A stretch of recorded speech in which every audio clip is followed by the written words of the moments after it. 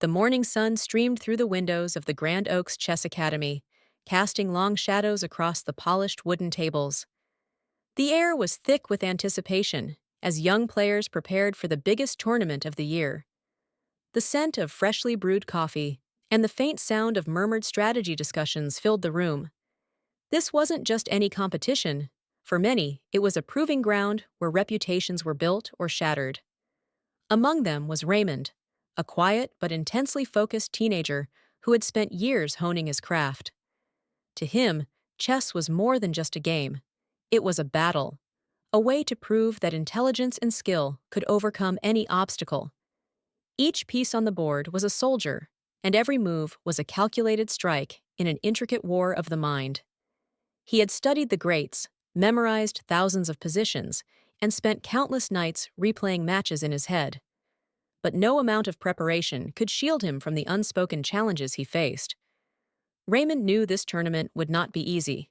He had faced prejudice before, subtle and overt, from those who believed a black kid from his neighborhood didn't belong in such an elite competition. Some players dismissed him before he even made his first move. Others openly questioned if he was naturally talented or just lucky. It wasn't just the players. Some of the parents, and even a few coaches, exchanged skeptical glances whenever he entered a room.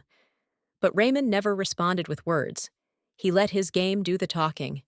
His first few matches were smooth victories. His opponents underestimated him, and he took advantage of every miscalculation. Each checkmate silenced the doubters a little more. But as the rounds progressed, the competition became tougher. The tension in the room grew with each passing match, and Raymond felt the weight of expectations pressing down on him. He wasn't just playing for himself.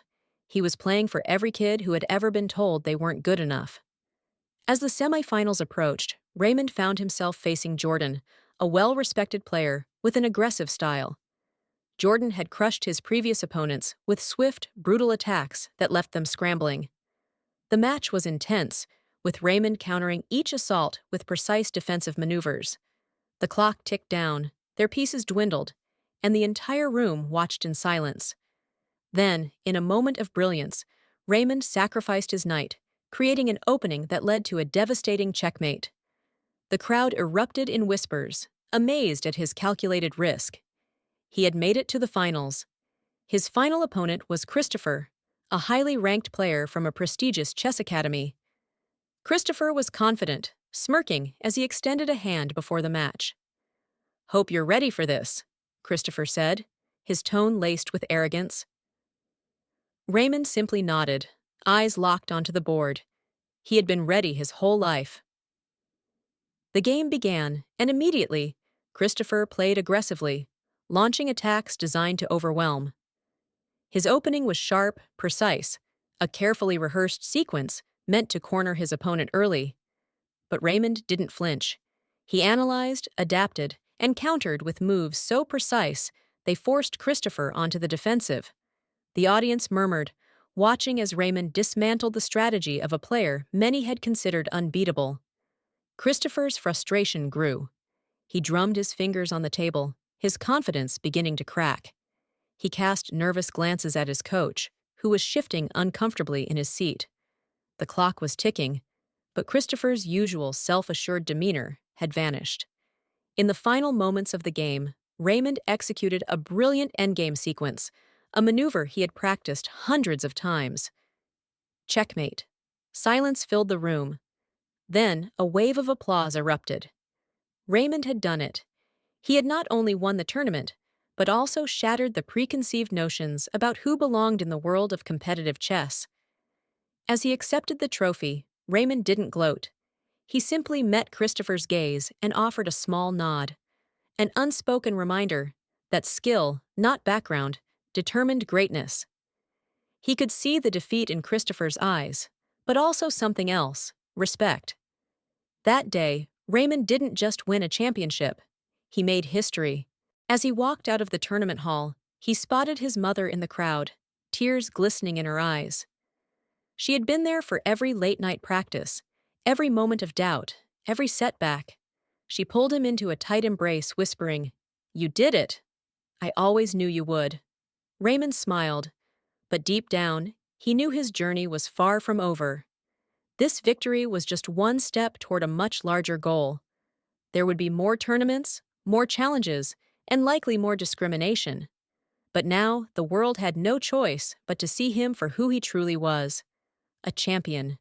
As the news of his victory spread, reporters and chess enthusiasts began to take notice. Interviews were requested, headlines praised the young prodigy, and even some of his past critics begrudgingly acknowledged his skill.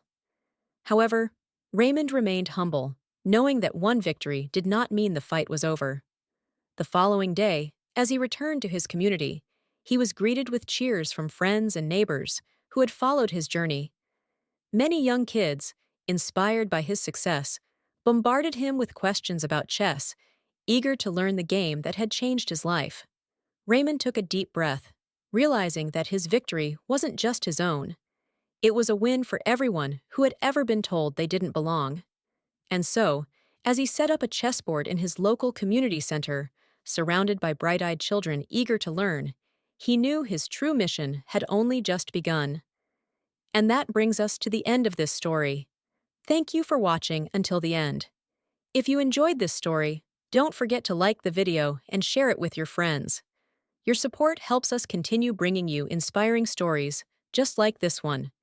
Subscribe to our channel and turn on the notification bell so you never miss a new upload. Until next time, stay motivated, stay strong, and keep chasing your dreams. See you in the next story.